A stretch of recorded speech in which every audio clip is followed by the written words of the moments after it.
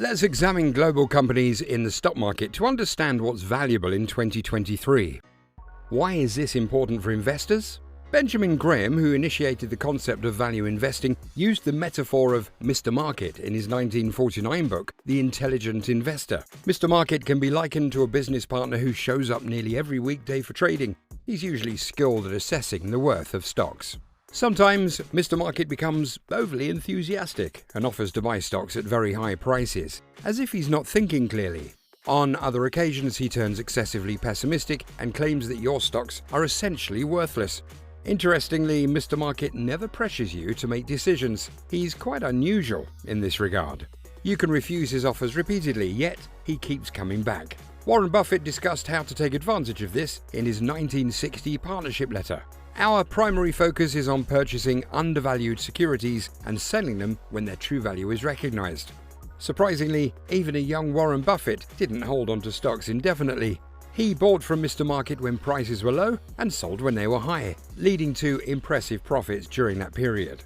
To achieve the same objective of buying low and selling high, please watch this video until the end, subscribe, like, and drop a comment. Let's talk about growth. Do you think the stock market treats companies that are growing differently from those that are declining? Well, the answer is a definite yes. But how much does it matter, and how can we measure this growth? We'll take a closer look at growth in various aspects and over different time periods. This includes examining operating income, revenue, dividends, gross profit, cash flows, net income, and their growth over the past 10 to 15 years. What we found is that Mr. Market places the highest value on historical revenue growth. To put it simply, when he evaluates a company, he cares most about how its revenue has grown over time. As you go deeper into a company's financial statements, Mr. Market tends to pay less attention to past data. While it's relatively challenging for a company to falsely claim increasing sales, net income can fluctuate significantly from year to year, even if the company's core operations remain consistent. As we move further down the income or cash flow statement, the data can become more complex. Consequently, the stock market places a premium on revenue growth. But that's not all.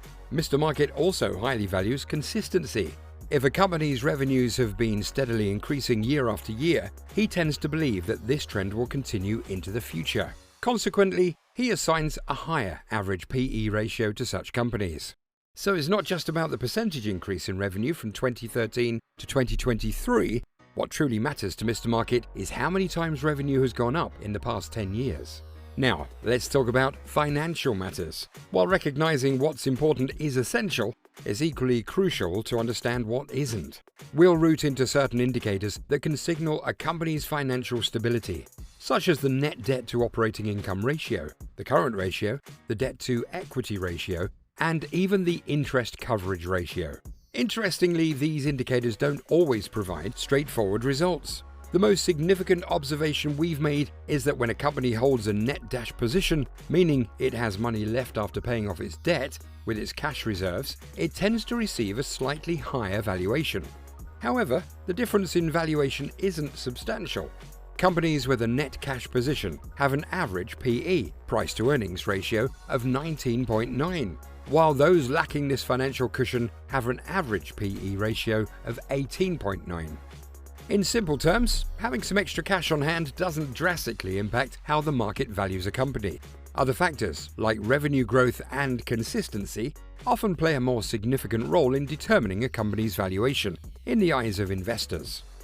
Now, let's talk about dividends. Among the 4,120 companies currently distributing dividends or repurchasing their own shares, the average PE, price to earnings ratio, stands at 19.7. On the other hand, for the 1,238 companies that don't participate in dividends, the average PE ratio is 17.8. This suggests that while Mr. Market does appreciate dividends, he isn't solely fixated on them. However, what truly concerns Mr. Market is profitability. Similar to historical growth, he places more importance on the numbers found higher up in a company's financial statements.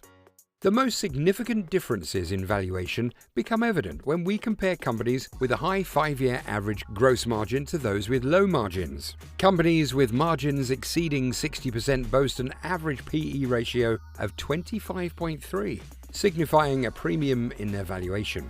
In contrast, those with margins below 15% have an average PE ratio of 13.3, indicating a lower valuation. In simpler terms, Mr. Market pays close attention to a company's ability to generate profits.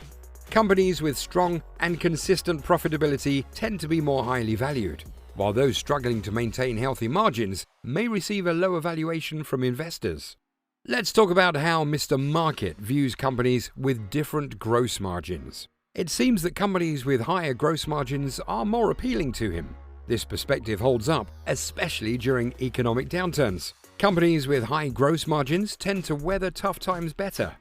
They can handle lower prices and competitive pressures more effectively. Additionally, it may suggest that a company is efficient at expanding its operations. If it can increase its revenue, it's likely to improve its net profits too. One surprising discovery in our analysis of profitability data is that Mr. Market's focus on high gross margins is justified.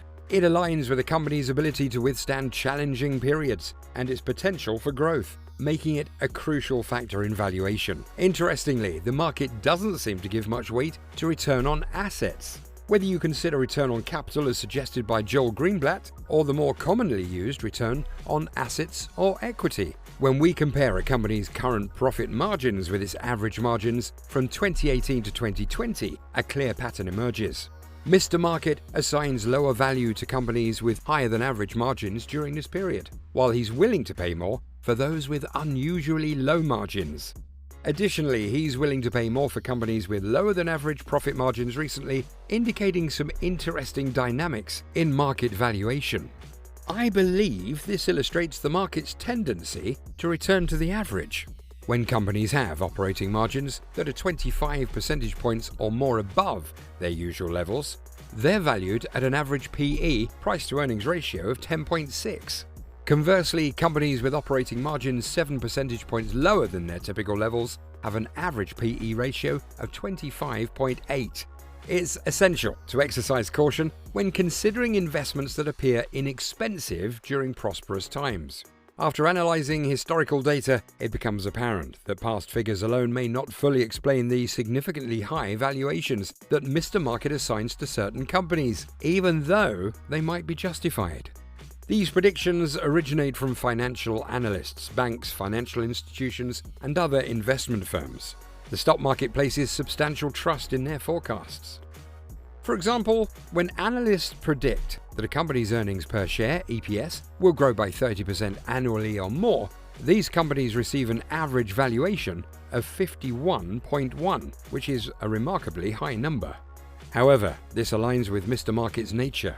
On the other hand, companies that analysts anticipate will experience a yearly earnings decrease of 10% or more have an average PE ratio of 8. This stark contrast in metrics results in almost a 7-fold difference in valuations. The market often tends to revert to the average, and it heavily relies on the predictions of financial analysts and institutions. High growth expectations can lead to significantly higher valuations, while expected earnings declines can result in lower valuations, creating substantial variations in PE ratios. Let's begin by exploring Mr. Market's perceptions of different countries and industries. It appears that he holds a favorable view of Switzerland and India. He believes that stocks from these countries are considerably more valuable, roughly 29 times their current earnings. In contrast, he's less enthusiastic about places like Greece, Pakistan, and Turkey. It's possible that companies in Switzerland and India simply have stronger financial indicators. To gain a deeper understanding, you can examine the OLS regression to see how these variables interact and ultimately influence the PE, price to earnings ratio.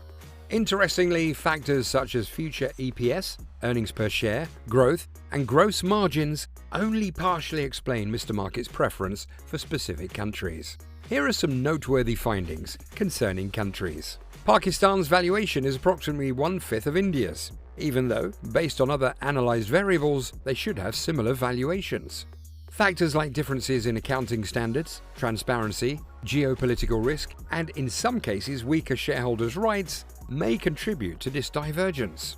Now shifting our focus to industries, it's clear that Mr. Market has a strong preference for healthcare and software companies. However, he's less enthusiastic about businesses in the oil, marine, and gas sectors.